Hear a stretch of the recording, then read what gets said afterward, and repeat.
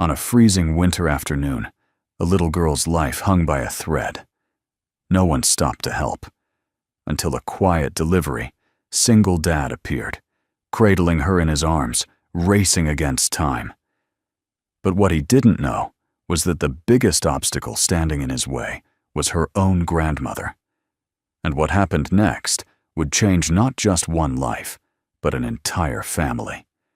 If stories of courage, kindness, and second chances inspire you, make sure to subscribe so you never miss the moments that can warm even the coldest days. Now, let's begin. Snow was falling thick and heavy, turning the streets of Boston into a blur of white.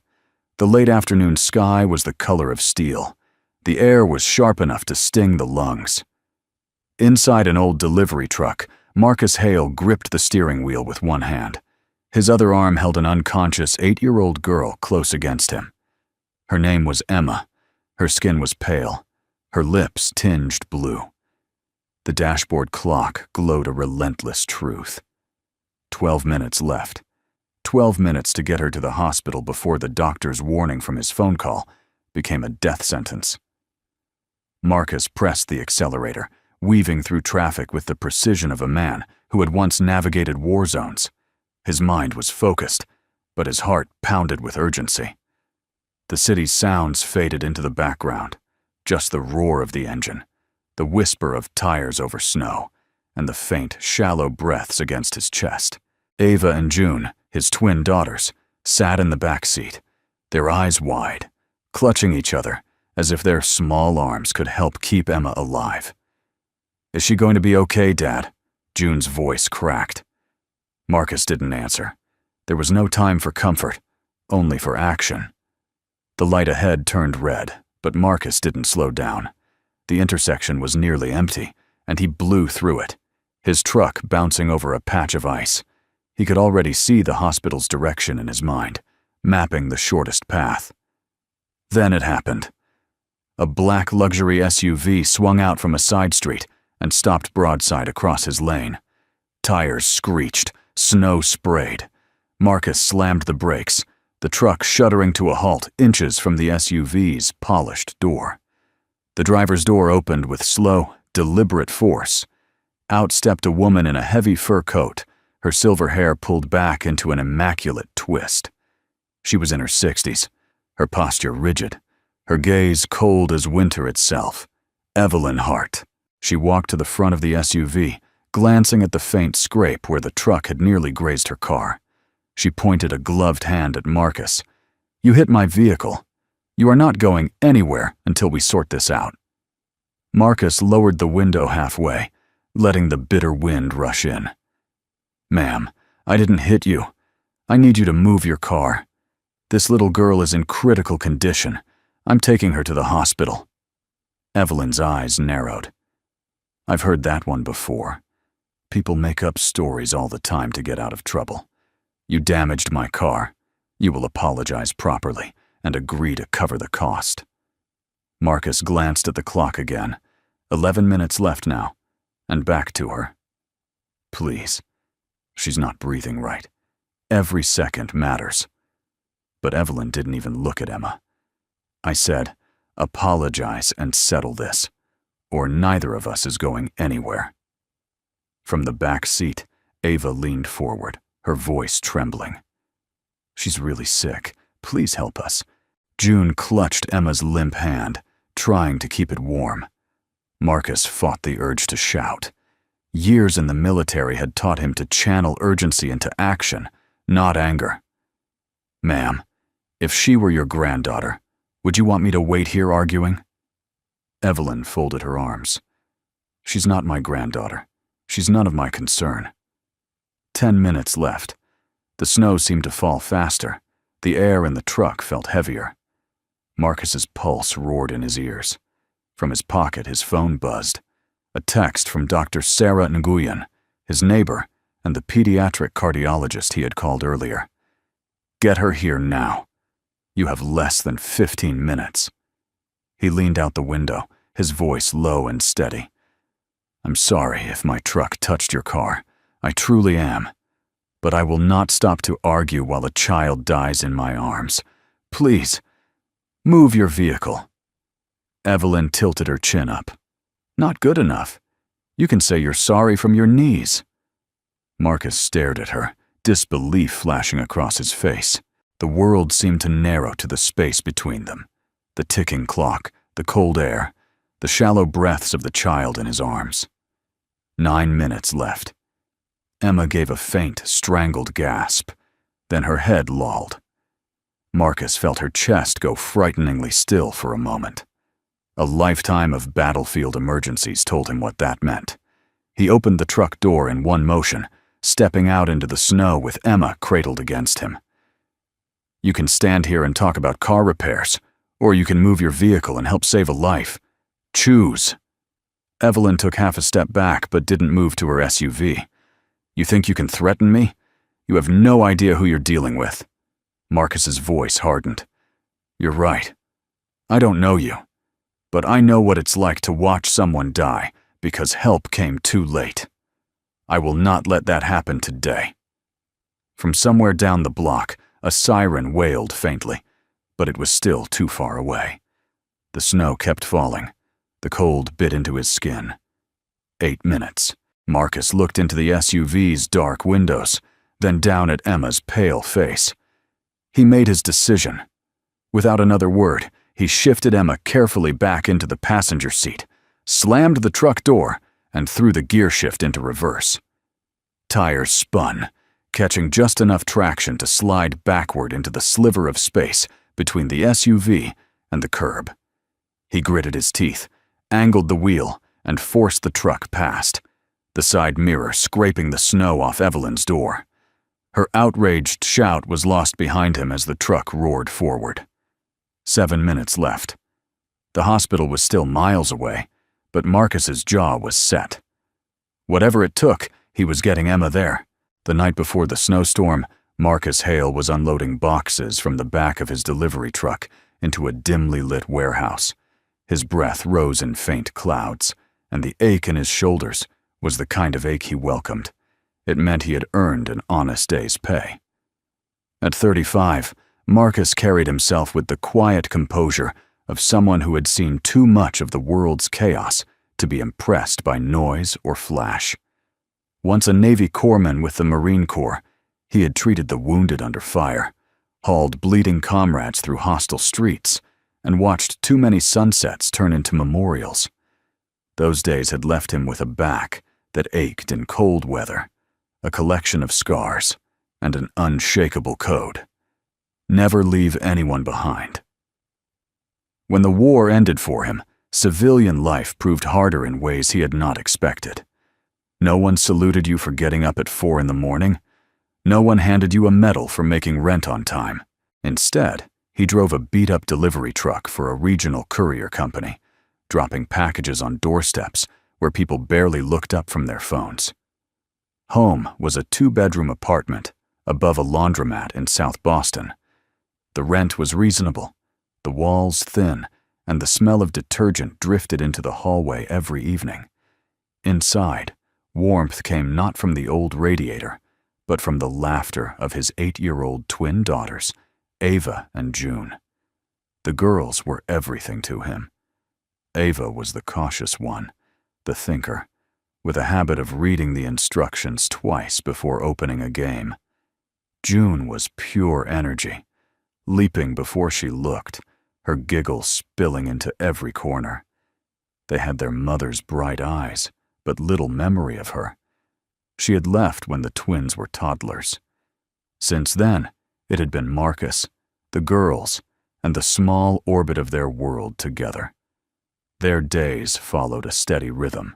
Marcus woke before dawn, packed lunches, braided Ava's hair, listened to June's rambling morning stories, and walked them to the corner where the school bus groaned to a stop. He would work until evening, then help with homework, cook dinner, and tuck them into bed with the same words every night. "I've got you. Always." It wasn't glamorous. It wasn't the kind of life that drew attention. Neighbors saw him as the quiet, single dad who worked too much. Other parents at school sometimes assumed he was struggling because of his job, but Marcus never minded being underestimated.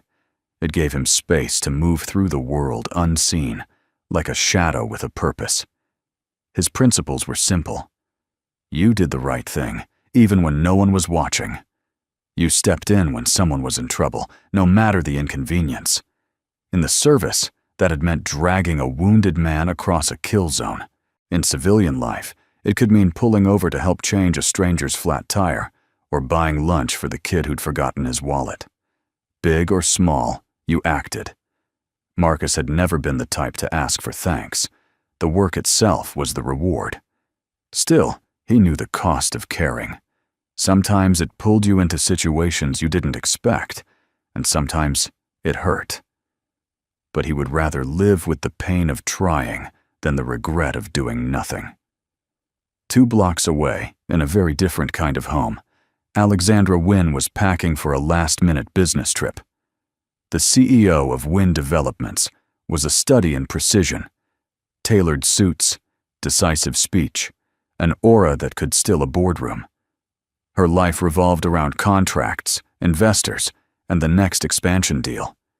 She had built her empire while raising Emma on her own. Her ex-husband had left before Emma's 2nd birthday, and Alexandra had decided she didn't have the luxury of breaking down.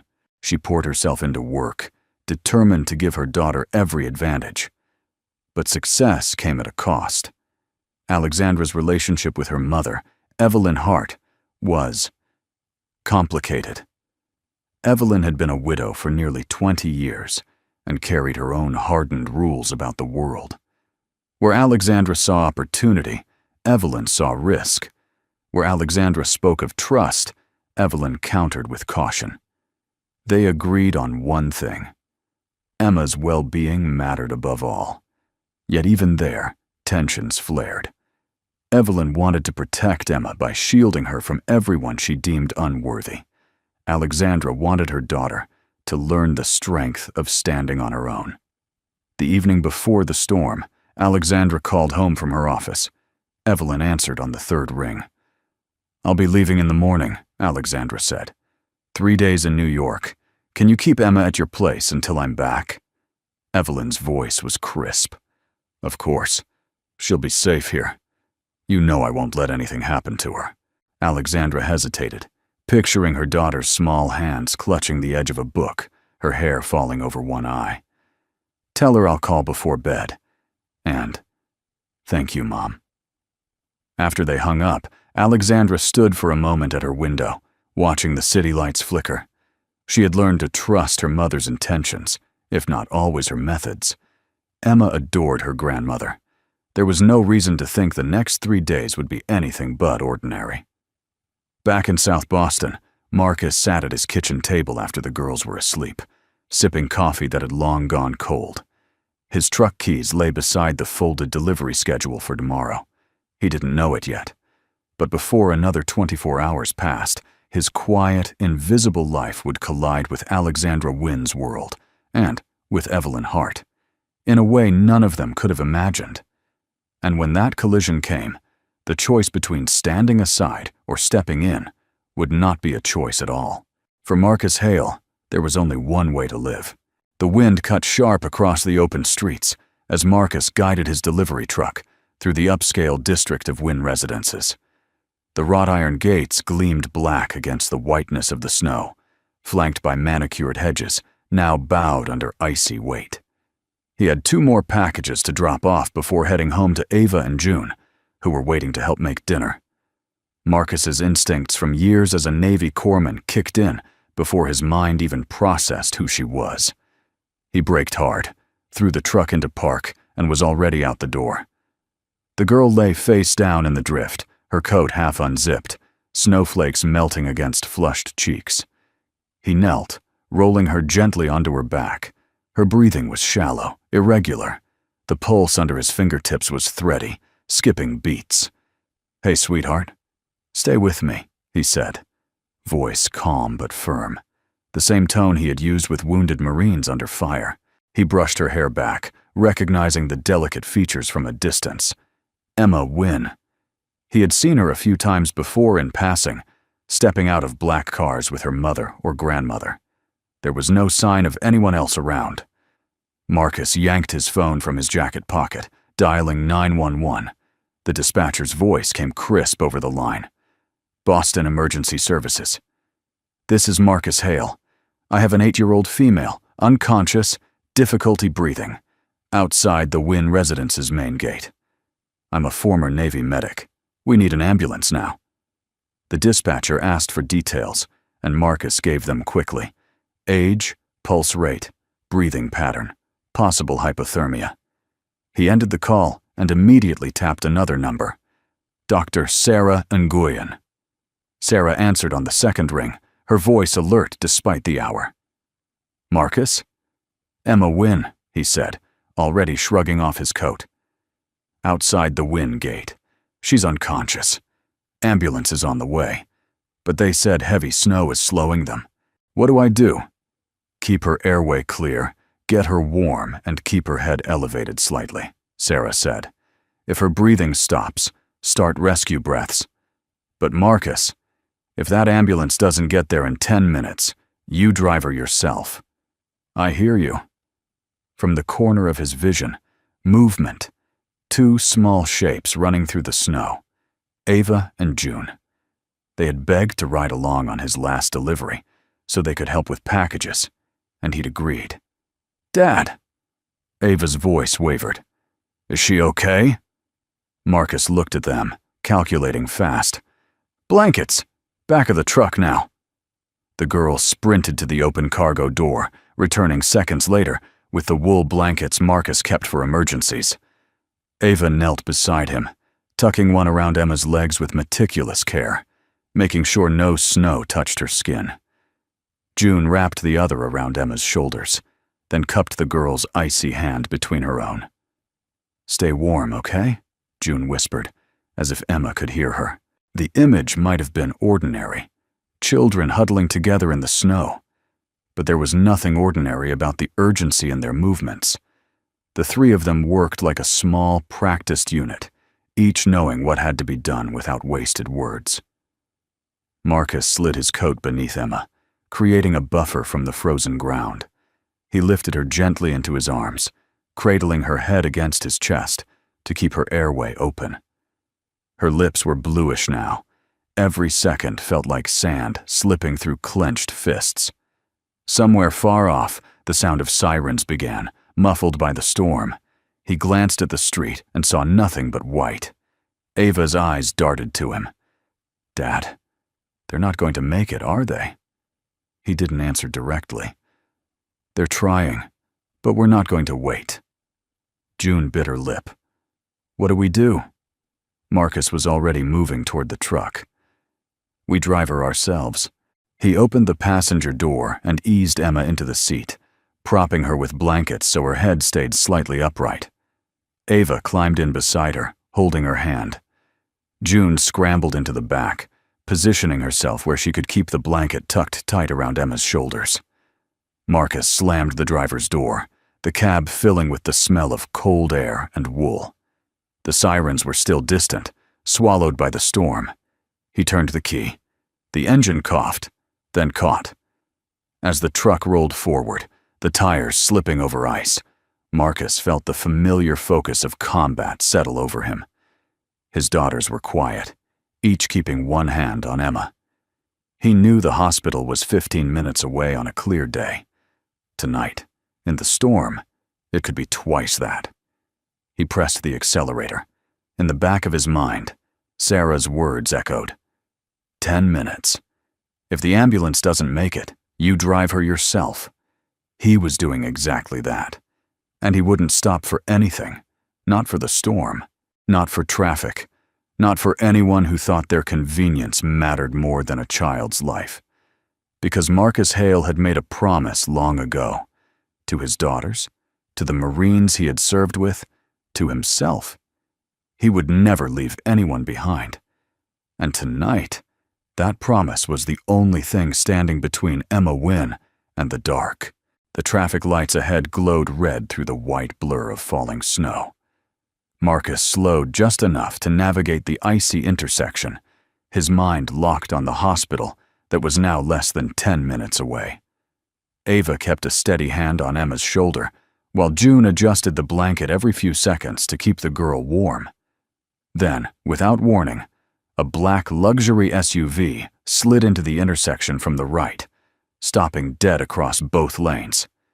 Its headlights cut into the cab, glaring through the storm. Marcus slammed the brakes, the truck fishtailing before it stopped. The driver's door of the SUV opened, and a tall, silver-haired woman stepped out. Her tailored wool coat looked like it belonged on the cover of a lifestyle magazine, the fur collar rising around her neck. Even in the biting wind, her posture radiated authority and annoyance. Marcus recognized her. Evelyn Wynne, the grandmother. But in the urgency of the moment, recognition meant nothing. She marched toward his truck, her boots crunching over snow. "You hit my car," she accused, her voice sharp and imperious. Marcus leaned over the steering wheel. "Ma'am, we didn't hit you. I have a child here who's not breathing right. Please, I need you to move your vehicle now." Evelyn's eyes flicked past him, catching the outline of the small figure in the passenger seat. "And who exactly is that?" "She's in trouble," Marcus said, forcing his voice to stay calm. "I need to get her to the hospital." Evelyn crossed her arms. "I don't know her. For all I know, you're using some stranger's child to—" She stopped, the implication hanging heavy. "You people, always trying to make others feel guilty so you can get your way." Marcus felt the sting, "you people," but he locked it down. This wasn't about his pride. "I'm not asking for money. I'm asking you to move your SUV before it's too late." Snow swirled between them, clinging to Evelyn's coat. She didn't move. "If you so much as touched my car, you'll apologize right now. Then I might consider." In the cab, a sudden sharp sound. Ava's voice, panicked. "Dad, she's breathing weird." Marcus's pulse spiked. He yanked the door open and was back at Emma's side in seconds. Her small chest rose and fell in erratic, shallow bursts. The blue in her lips had deepened. "Ava, keep holding her hand." "June, tilt her head back a little more." "Yes, like that." He checked her airway, the motions quick and sure, memories of battlefield triage flooding back. She needed to be moving toward the hospital now. Not in 3 minutes, not after an apology, but now. He turned to Evelyn. "Look at her. She's a child. She's not breathing right. I don't care if you think I'm a criminal, but if you keep that car there, you're the reason she won't make it." Evelyn's chin lifted. "That is not my responsibility. She's not my family." Marcus's hands clenched, his breath misting in the cold air. He wanted to tell her exactly who she was standing in the way of, but the words stayed behind his teeth. This wasn't the time to drop revelations. This was the time to keep Emma alive. "Ma'am," he said, quieter now, but with an edge that cut through the wind. "I've seen men die in my arms because help was 30 seconds too late. I will not let that happen here." Evelyn's eyes narrowed, but something in his voice must have registered because she hesitated. Her hand twitched at her side. Emma let out a shallow gasp, her head rolling weakly toward Ava. That sound, small, fragile, almost lost under the storm, hit Marcus harder than any insult Evelyn could throw. He reached into the cab, one hand steadying Emma's head, the other checking her pulse again. Weak, slowing. "Every second you stand there," Marcus said, his voice low but urgent, "her chance gets smaller. You want me to apologize? Fine, I'm sorry. Now move your car." The words burned his pride, but he meant them. Not because she deserved them, but because Emma needed them. Evelyn stared at him for a long moment, her jaw set. Then, without a word, she turned back toward her SUV. The engine roared to life, and the big vehicle eased backward just enough for Marcus's truck to slide past. Marcus jumped into the driver's seat, hands tight on the wheel. "Hang on, girls." Ava's eyes were wet, but she kept her grip on Emma's hand. June's voice was barely above a whisper. "Dad, will she be okay?" Marcus didn't answer right away. The hospital was less than 7 minutes now, if he pushed through the storm. "She will," he said finally, as much to himself as to them, "because we're not stopping again." Behind them, Evelyn's SUV idled in the snow, its headlights fading into the white as Marcus pressed the truck forward into the night. The phone on the dash buzzed. Sarah's voice came through, crisp and urgent. "Marcus, where are you?" "Half a mile past the Eastbrook intersection," Marcus said, his eyes fixed on the twisting road ahead. "We lost 3 minutes at a roadblock. She's fading, Sarah." "I'm calling Tom," Sarah replied. "We'll clear you a path." Tom Bennett had been Marcus's squad mate in Afghanistan, a patrol officer now in the county sheriff's department. When Sarah called him, she didn't waste time with pleasantries. Within minutes, Tom's voice came over the line. "Marcus, keep heading north on Miller's Road. We're creating a green corridor for you. Stay in the right lane. I'll have units at every intersection." A green corridor meant no stops, no red lights, no obstructions. It was what they set up for fire trucks or ambulances in an emergency. Only this time, the emergency vehicle was Marcus's battered pickup. Up ahead, 2 police cruisers angled their cars to block cross-traffic. An officer waved Marcus through with a sharp motion, snow swirling in his flashlight beam. In the rear view, the taillights of Evelyn's SUV still glowed faintly. She hadn't turned around. She was following, her tires crunching over the snow-packed road. Marcus gritted his teeth. She was still there, watching. The next block was lined with shops, their windows fogged from the heat inside. People stepped out when they heard the sirens and saw Marcus's truck. Someone moved a parked delivery van away from the curb. Another man dragged a snowblower out of the street. It was like watching a ripple spread, neighbors waving, strangers moving aside, a chain reaction of cooperation. Every cleared corner felt like one more beat of hope. Come on," Marcus muttered under his breath. He glanced at Emma again. Her skin was pale under the dashboard light, but there was a hint of warmth in her cheeks now. They reached the narrow approach to the South Bridge, a choke point made worse by a pile of snow the plows had left. 2 county workers were already there, shovels in hand, trying to clear a path. Tom's cruiser was parked sideways just past the bridge, lights flashing red and blue against the ice. He stepped into the road, his winter coat open over his uniform. "She's still with us?" he called. "Barely," Marcus said, slowing just enough not to jostle Emma. Tom looked past Marcus, frowning at the SUV idling a few car lengths behind. "Who's that?" "Long story," Marcus replied. "She's not helping." Tom gave a short nod, then turned and barked at the workers. "Clear me just enough for the truck." Within a minute, they'd hacked away at the drift, leaving a jagged wedge of open space between the snowbank and the guardrail. Marcus measured the gap with his eyes. It was tight, too tight for comfort. Behind him, Evelyn's horn blared, short, sharp, impatient. Marcus caught her silhouette in his side mirror, her hands gripping the steering wheel. She wasn't signaling support. She was waiting to see what he would do. Tom stepped up to Marcus's door. "You can make it, but you'll have inches to spare on either side. If you get stuck—" "I won't get stuck," Marcus said. He took a breath, steadying his hands on the wheel. "Girls, hold Emma steady."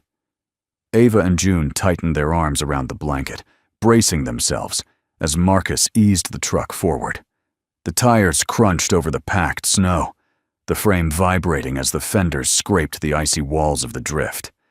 Halfway through, the right mirror clipped a slab of ice, snapping it off with a sharp crack. Marcus didn't stop. The final feet were the worst, a narrow squeeze where the guardrail curved in. Marcus angled the wheel, the edge of the truck skimming the metal. The sound was a low, drawn-out screech, but then they were through. He straightened out, pressing the gas. The truck surged forward, free of the bottleneck. In the mirror, Evelyn's SUV had stopped short of the gap, her headlights cutting into the snowbank. "Dad, she's not following," June said. Marcus kept his eyes forward. "Doesn't matter. We're moving." Tom's cruiser fell in behind them now, lights flashing, siren cutting through the storm. At the next intersection, more neighbors had gathered, bundled in scarves and heavy coats. They waved Marcus through, their voices lost in the roar of the engine. The green corridor was holding. Emma shifted slightly in Ava's arms, a small sound escaping her lips. It wasn't much, just the faintest sigh. But it was enough to make Marcus's chest loosen a fraction. They had 4 minutes left to the hospital. 4 minutes of open road. Marcus gripped the wheel tighter, the hum of the engine and the rush of cold air through the vents, blending with the thought that had been in his head since the moment he saw Emma collapse. "Hold on, kid. We're not done yet." The city streets were a blur of lights and shadows as Marcus pushed the truck harder than he had ever dared. Snow hissed beneath the tires, and the cold air coming through the cracked window felt like it was slicing across his face. He kept both hands tight on the wheel, every muscle braced for the next obstacle. The hospital was close, but time was moving faster than the truck. Tom's cruiser remained behind him, siren wailing, creating a bubble of space in the heavy late-afternoon traffic. Up ahead, the lights at the Grand Avenue intersection flicked to red. Marcus didn't lift his foot. He scanned left and right, saw the frozen line of cars stopped by Tom's flashing lights, and threaded the truck through with inches to spare. In the back seat, Ava was whispering to Emma, her voice trembling but steady enough to sound comforting. "It's okay, sweet girl. You're safe. We're almost there." She glanced at June, who had her small hands wrapped over the blanket. "Keep her warm." June nodded fiercely. "We've got you, Emma. Don't let go." The girls had never met Emma before today, but right now there was no hesitation, no questions, just instinctive compassion. Their closeness filled the cab with a warmth that no heater could match. Marcus caught their reflection in the rearview mirror. That image, 2 young girls holding another child as if she'd always been theirs, pressed against his chest in a way that felt almost physical. He thought of the life he'd built for Ava and June, modest, quiet, without frills, but strong in love and in the kind of trust you only earned by showing up every day, no matter what. A sharp curve was coming up, slick with packed snow. Marcus eased off the gas just enough to keep control, the truck sliding slightly before gripping again. The street lamps here were fewer, the light from the city diffused into a gray haze. He leaned forward, eyes locked on the next stretch. The smell of antiseptic and diesel fuel flashed in his mind without warning. Afghanistan. Night patrol. The blast had torn through the forward unit, leaving 3 men down. He remembered the shouting in the radio, the burning metal, the way his breath had fogged up the inside of his helmet as he'd crouched beside Corporal Dunn. Dunn's pulse had been faint, weaker than Emma's now. Marcus had stripped off his gloves, pressed his hands where they needed to be, and worked until his shoulders shook.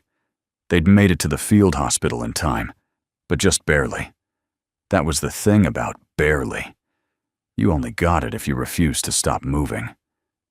He forced the memory back into its box, locking his focus on the present.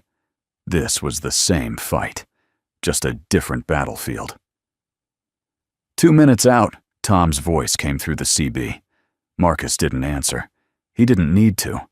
The hospital's emergency wing would be visible as soon as they cleared the last set of high-rises. The truck jolted over a pothole, the sound making June flinch. Ava kept whispering to Emma, a steady rhythm that felt like a lifeline. Traffic ahead thickened, shoppers inching along in the holiday rush. Marcus's jaw tightened. The lane to the right was blocked by a snowplow moving slower than a walk. "Left lane!" Tom barked. Marcus flicked on his blinker, swerving around the plow with barely enough space to avoid the parked cars lining the street. Horns blared from somewhere behind them, but the siren cut through it all, parting the flow just enough for them to pass. He could see it now. The hospital sign, glowing blue against the night sky, maybe 4 blocks away. The clock in his head said 3 minutes to the golden window, 3 minutes before the risk of permanent damage spiked. The snow had stopped falling, but the air still carried that brittle, glassy cold that made everything sharper, more urgent. Marcus's hands ached from gripping the wheel. He didn't loosen them. "Almost there, girls," he said, voice low but sure. Ava met his eyes in the mirror. "She's breathing better, Dad. I think she's holding on." Marcus allowed himself a single nod. They just had to hold the line a little longer. As they turned the final corner, the floodlit entrance of the ER opened before them like a beacon. Orderlies were already outside, alerted by Tom's radio call. One held the door wide. Another pushed an empty gurney toward the curb. Marcus pulled into the emergency lane, brakes squealing against the ice. Before the truck had even stopped moving, he was out of the driver's seat, scooping Emma into his arms. Her head lolled against his chest, and for a second, he felt the weight of both the child and the moment pressing down. They had made it, but the fight wasn't over. Inside, the warmth of the hospital hit them in a rush. Nurses converged, voices quick but controlled. Marcus set Emma onto the gurney, Ava and June hovering just behind, their faces pale but determined. As the team wheeled her away toward the trauma bay, Marcus followed until a nurse held up a hand. "You need to wait here." He stopped, chest heaving, watching the door swing shut behind her. 2 minutes left on the clock. And now, it was out of his hands. The sharp smell of disinfectant filled the waiting area, mixing with the low hum of voices and the occasional metallic clink from beyond the double doors. Marcus sat on one of the hard plastic chairs, his posture straight, but his eyes fixed on the floor. Ava and June were curled up beside him, leaning against each other, exhaustion making their small frames seem even smaller. The doors swung open, and a tall woman in a dark wool coat rushed in, her heels clicking against the tile. Her hair, black with a slight wave, was pulled back hastily, and her face, though striking, was pale from more than just the winter cold. Alexandra Moreau. Her gaze swept the room until it found the nurse's station. "Where is she? Where's Emma?" A nurse stepped forward, speaking calmly. "She's in the trauma unit. The doctors are working to stabilize her." Alexandra's breath caught audibly. Her hand gripped the edge of the counter, as if it were the only solid thing in the room. "I need to see her." "You can't right now," the nurse said gently. "We'll let you in as soon as possible." Marcus rose to his feet but didn't approach. He didn't want to intrude. The weight of what had just happened felt too fresh to unpack. It was Dr. Sarah who crossed the room and took Alexandra by the arm. "You should know something. If she had arrived 3 minutes later..." She paused, letting the words settle. "She wouldn't have made it." Alexandra's eyes widened, the reality cutting through her shock. 3 minutes? Her voice cracked. "God." Sarah glanced toward Marcus. "You can thank him for those minutes." Alexandra turned. For a moment, their eyes met. Hers held questions, gratitude, and a measure of confusion all tangled together. But Marcus simply gave a small nod, not offering details. He didn't need recognition. Emma breathing in that room was all that mattered. The doors at the far end opened again, and a different energy swept in. Heavier, colder. Evelyn stepped into the waiting area, her fur-lined coat immaculate, her hair perfectly set despite the wind outside. She spotted Alexandra and strode toward her with an air of ownership over the space. "Alexandra," she said sharply. "I came as soon as I heard." But before Alexandra could answer, Tom, still in uniform, stepped forward. "Mrs. Moreau, I need a word with you." Evelyn's chin lifted. "Is this really the time, officer?" "Yes, ma'am, it is," Tom said.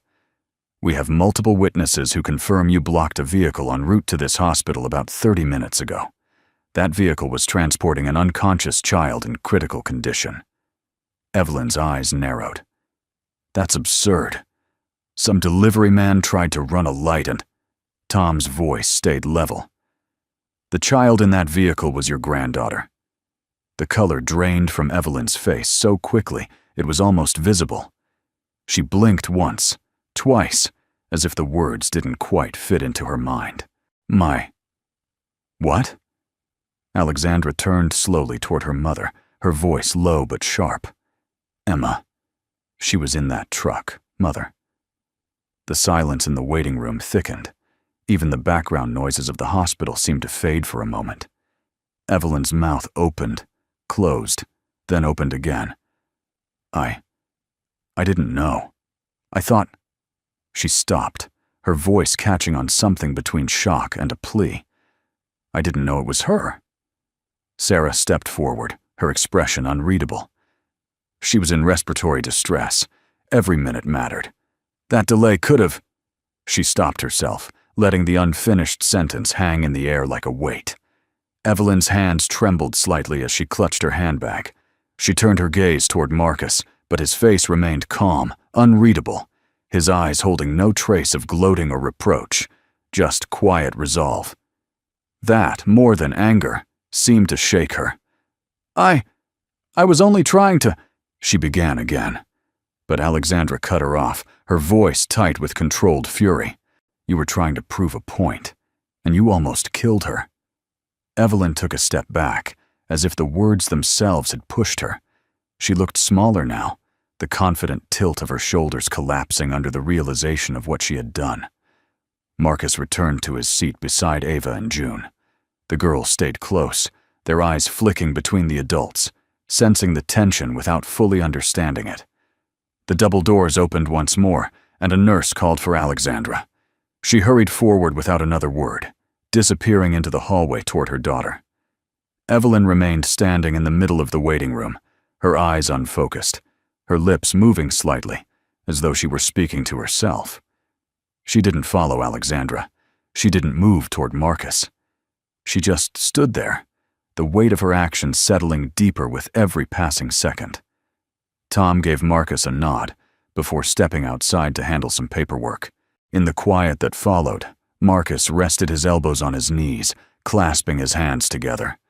He could feel the girls leaning against him again, and he drew in a long breath.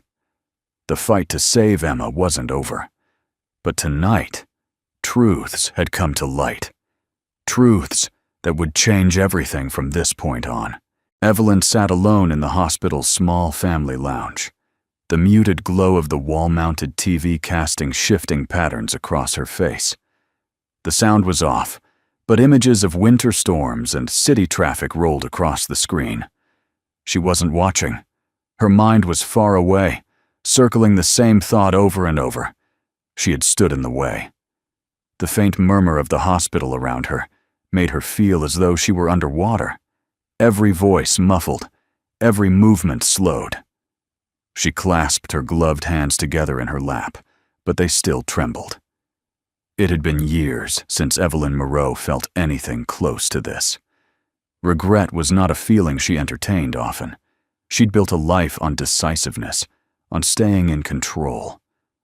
But control had slipped the moment Tom said the words, "Your granddaughter."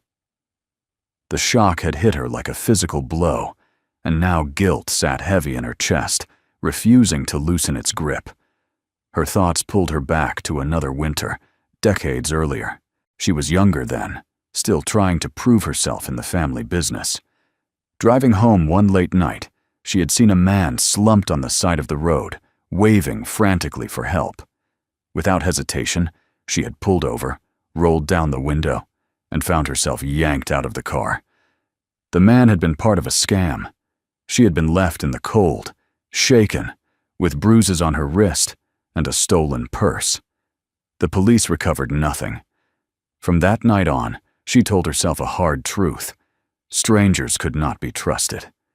She had repeated that lesson to Alexandra over the years. Do not stop. Do not trust. Do not get involved. She thought it was protection. She believed it was wisdom. Tonight, that rule had nearly cost her granddaughter's life. The door to the lounge opened.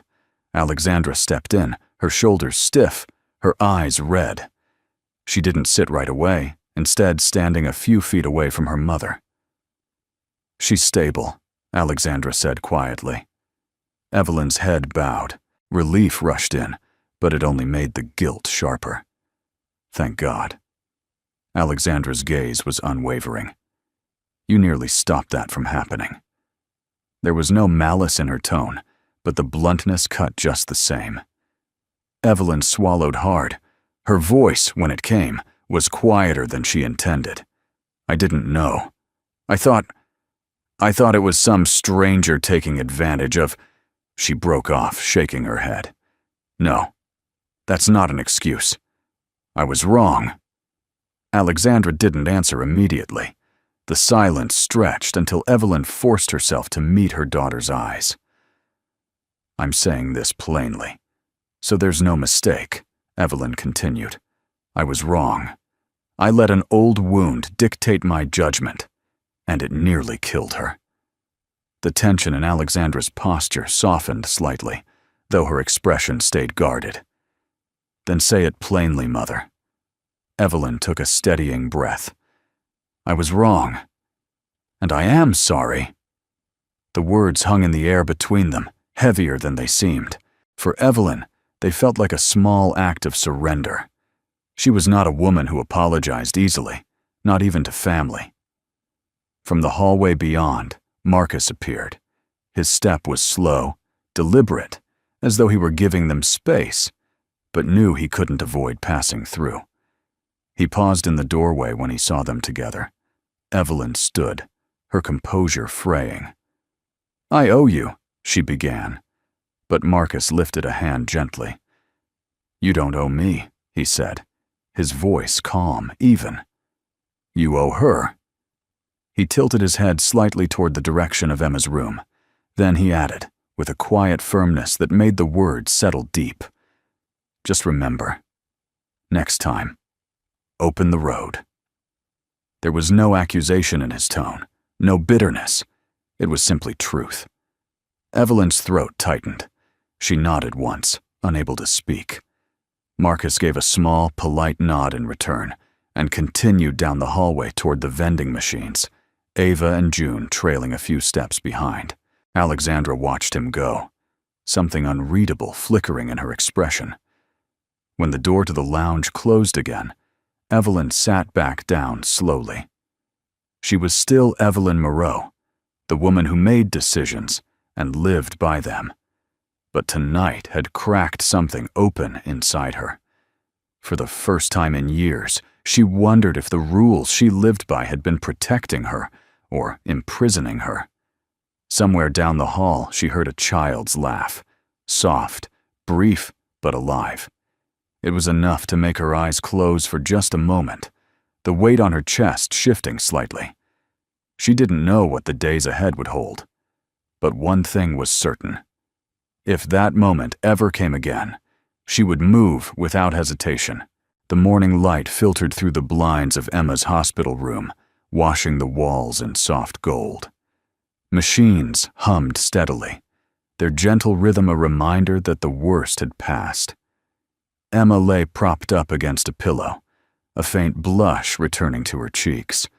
Her eyes were brighter today, though still a little weary, and she smiled when she saw Marcus step in with Ava and June. Alexandra was already there, seated beside her daughter's bed. She looked different than the night before, less frantic, more grounded, but there was still a trace of something in her eyes, gratitude, mixed with disbelief. Marcus, she began, her voice warm but deliberate. I don't think thank you is enough, but it's where I'll start. You saved her. Marcus shook his head slightly. She fought. I just made sure she had the chance to." Alexandra's lips curved into a small, genuine smile. "And that's everything." Ava and June moved toward the table near the window, where a box of puzzles lay. Emma's face lit up when they invited her over. With some effort, she shifted from the bed to a chair, the IV line trailing behind. Soon, the three of them were bent over the puzzle, their heads nearly touching as they searched for pieces. The scene was simple: 3 children piecing together a picture of a lighthouse against a blue sky. But the warmth it radiated was profound.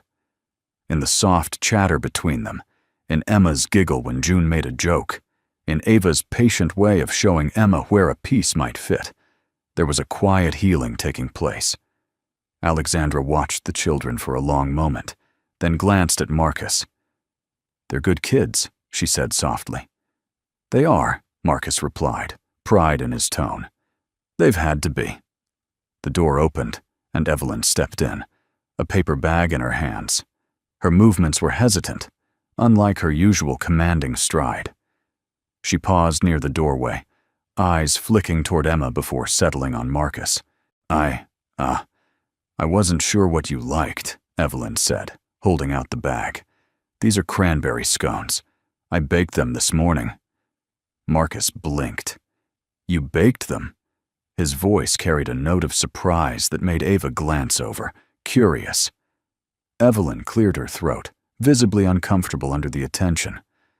"Well, I didn't want to just say words. I thought, perhaps this would be better." Marcus accepted the bag carefully, as if it were more fragile than it looked. "Thank you," he said, his tone even but sincere. For a moment, no one spoke. Then Emma's voice piped up from the puzzle table. "Grandma, come help us." Evelyn's gaze softened. She crossed the room and leaned over the table, her hands surprisingly steady as she picked up a puzzle piece. She found its place quickly, and Emma grinned. Alexandra met Marcus's eyes across the room. There was no grand gesture, no sweeping declaration, but in that look was the beginning of something, an unspoken acknowledgement of shared ground. Marcus broke the moment by opening the bag and offering a scone to Ava, who took it with a delighted, "Thanks, Mr. Hale." June followed. Then Marcus offered one to Alexandra, who hesitated only briefly before accepting. Evelyn remained at the table, working on the puzzle with the children.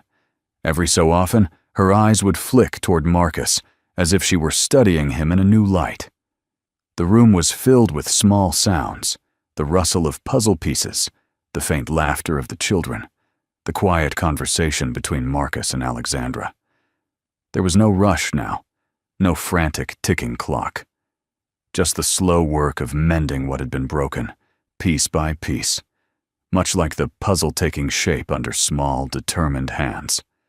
When the lighthouse finally appeared in full against its bright blue background, Emma beamed. "We did it," she announced, her voice strong. "Yes," Marcus said, looking around the table at each face. "We did." And in that moment, it was true, not just for the puzzle, but for all of them. The late afternoon sun bathed Alexandra's home in a warm amber light. Unlike the towering glass facade of her company's headquarters, her house was a mixture of soft tones and simple elegance. It was quiet here, save for the faint clinking of silverware being set on the dining table. Alexandra moved between the kitchen and dining room with a calm focus, her heels clicking lightly on the hardwood floor. Marcus arrived with Ava and June right on time. The twins clutched a small bouquet of wildflowers they had picked along the way, slightly uneven in shape, but bursting with color. When Alexandra opened the door, her expression softened instantly. "These are beautiful," she said, bending down to accept the flowers. "Thank you, girls." Ava shrugged shyly. "We wanted to bring something, nice." Inside, the house smelled faintly of rosemary and freshly baked bread. The table was set for 5. It wasn't an elaborate spread: roast chicken, mashed potatoes, a salad with ripe cherry tomatoes. But it was warm, inviting, and worlds away from the meticulously plated dishes of high society dinners. Evelyn was already seated at the far end of the table. She looked different tonight, her posture still upright, but her gaze softer, her hands folded in front of her without the tension Marcus had seen before. When the twins stepped into the room, she rose slowly. Ava, June. She said their names carefully, as if tasting them for the first time. I owe you both something. The girls exchanged a puzzled glance. Evelyn stepped closer. I'm sorry, she said, her voice low but clear. You were there, helping Marcus when it mattered most. You kept Emma warm. You comforted her. That was brave. Very brave. Ava's lips curved in a small smile. June nodded, the kind of quiet acknowledgement that meant more than words. Marcus watched the exchange, sensing its weight. Evelyn had always been a fortress of opinions and guarded pride, yet here she was, lowering the drawbridge even if just an inch. They all took their seats. Alexandra, at the head of the table, glanced down the row of faces and smiled. I thought it was time we had a proper meal together, not as a CEO and a delivery driver, or as strangers passing in crisis, but as people. The conversation started gently, with the twins recounting how they found the perfect puzzle piece earlier that day in the hospital. Emma, though still recovering, had insisted on sending a message through Alexandra, telling them she missed her new friends. Evelyn listened more than she spoke, but when she did, it was with genuine interest. I used to do puzzles with Alexandra when she was little, she said at one point, her eyes flicking to her daughter. She was relentless, wouldn't stop until the last piece fit. Alexandra laughed softly. Still true. The chicken was carved, plates passed around, and before long, the table was filled with the sounds of forks against china, the low hum of conversation, and the occasional burst of laughter from the twins. Marcus couldn't help noticing the ease that began to settle in the room. This wasn't the cold civility of forced politeness. It was something warmer, less guarded. At one point, Evelyn turned to Marcus. You know, she began, I've been wrong about a lot of things. About you, especially. Marcus met her gaze evenly. We all see what we're ready to see, he replied. She nodded slowly, taking in his words. Well, I see more now, and I'm grateful. Dinner stretched on longer than anyone expected.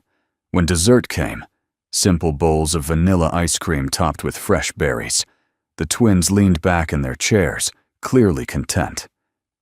As the evening wound down, Alexandra walked Marcus and the girls to the door. Thank you for coming, she said, her tone both warm and a little reluctant to let the moment end. Marcus gave a nod. Thank you for having us. The twins waved goodbye to Evelyn, who returned the gesture, her hand lingering in the air a second longer than necessary. As they stepped into the cool night, Marcus glanced back through the doorway. Alexandra stood beside her mother, both watching them leave. For the first time, it didn't feel like two worlds colliding. It felt like two shores slowly building a bridge between them. The weeks that followed were marked by a quiet rhythm neither Marcus nor Alexandra had anticipated. Every few days, they found themselves standing together in the bright corridors of St. Mary's Hospital, waiting for Emma's checkups. The sterile scent of antiseptic and the soft beeping of distant monitors became part of their shared backdrop. It started simply, Marcus offering to drive them when Alexandra's schedule was packed, Alexandra making sure to bring an extra cup of coffee for him on cold mornings. Small, practical gestures, but each one left an imprint. During one particularly long wait in the pediatric ward, Marcus sat beside Alexandra on a bench near a tall window. Outside, the late winter snow drifted down in lazy spirals. Inside, Emma was with her doctor, giggling faintly as Ava and June kept her company. Alexandra broke the silence first. I didn't thank you enough, she said, her voice low but steady. Not just for that day, but for the way you cared for Emma, for the way you didn't hesitate." Marcus's gaze remained on the snow. "I've learned that when someone needs help, you don't wait for permission. You just act." She turned slightly toward him. "That sounds like something from your service days." He nodded. "In the Marines, hesitation costs lives. Out here, it's not always that extreme, but sometimes it is." He glanced at her. "I've lost people before. I'm not letting that happen if I can do something about it." Her expression softened. "I know what it's like to lose someone. My father, when I was in college. It changed my mother, made her harder, and me too in some ways." Marcus didn't press, but his silence was open, patient. They talked then, not about titles or money, but about children who had nightmares after storms, about balancing discipline with love, about the ache of missing moments you can't get back. Alexandra admitted she sometimes envied Marcus for the way Ava and June seemed so free with their laughter. Marcus confessed that freedom came at the cost of long days, odd hours, and a constant worry about making ends meet.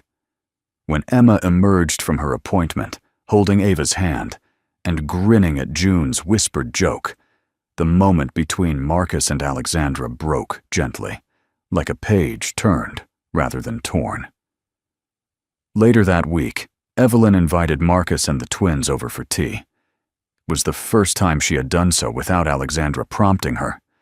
The atmosphere was cautious, but warmer than before. When Alexandra stepped out of the kitchen to answer a phone call, Evelyn poured more tea into Marcus's cup.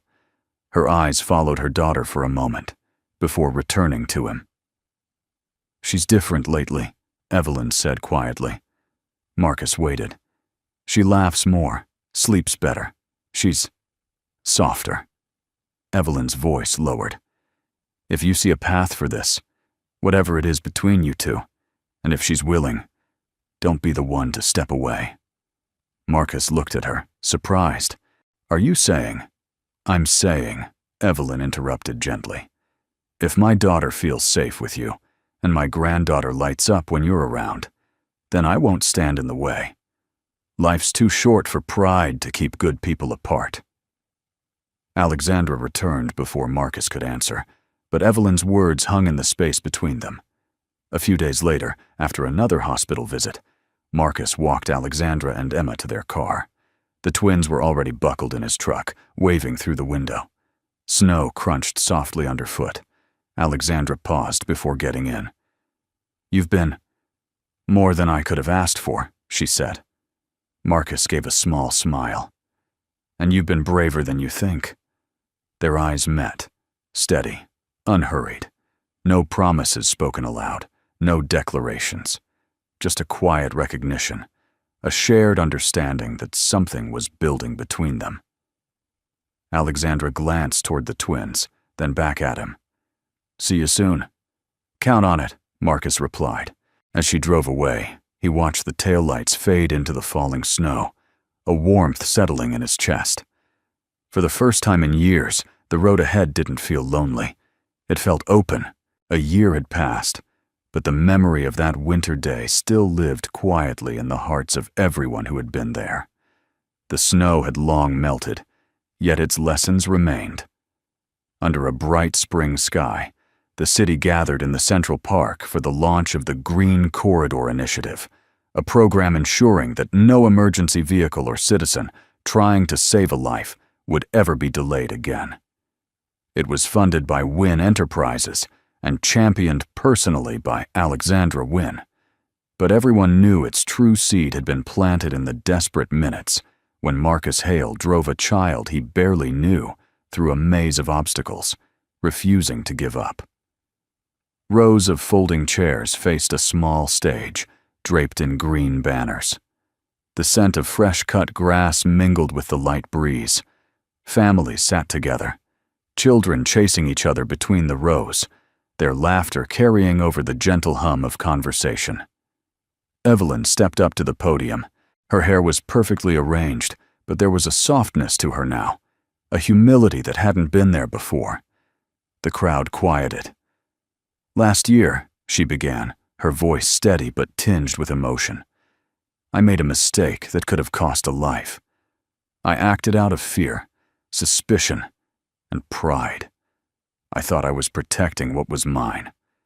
What I didn't know was that the person I blocked from passing carried my own granddaughter in his arms." She paused, scanning the faces before her. That day could have ended in tragedy, but because of one man's persistence and the kindness he refused to withhold, my family was given a second chance. She let the words settle, her gaze moving to Marcus, who stood near the front beside Alexandra and the children. "So I say to you now," Evelyn continued, her voice lifting so all could hear, "never stand in the way of someone trying to save a life, because you never know. That life could be part of your own." The crowd responded with a wave of applause, not the sharp, perfunctory kind, but warm and sustained, as if they understood the weight of the moment.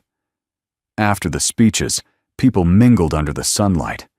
The official ribbon was cut, releasing a row of green balloons into the air, each one carrying a card with the program's pledge printed on it. Marcus watched the balloons drift upward, sunlight catching their smooth curves before they disappeared into the blue. In the park's open field, Ava, June, and Emma were building an elaborate fortress out of cardboard boxes provided for the kids' activities. They shouted instructions to each other, their laughter blending into the spring air. Emma, now fully healthy, had a light in her eyes that Alexandra admitted she hadn't seen in years. Standing a few steps behind them, Marcus and Alexandra shared a quiet moment. Neither felt the need to speak. Alexandra's hand brushed his, lingering just long enough to say what words didn't need to. Marcus glanced at her, his expression steady, calm, but carrying the same certainty he had felt in that first moment he'd lifted Emma into his arms. Evelyn joined them, holding paper cups of lemonade. She handed one to Marcus without ceremony. "It's not much," she said with a faint smile, "but I'm learning to start small." Marcus accepted it with a nod. "Small's a good place to start," he replied.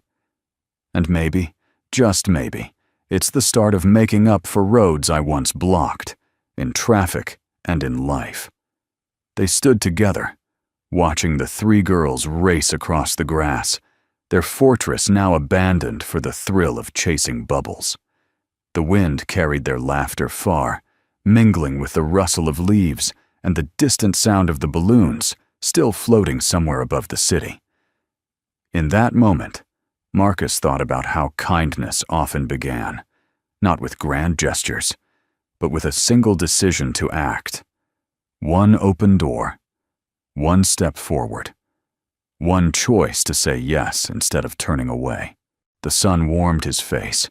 He could feel the season shifting, not just in the air, but in his life.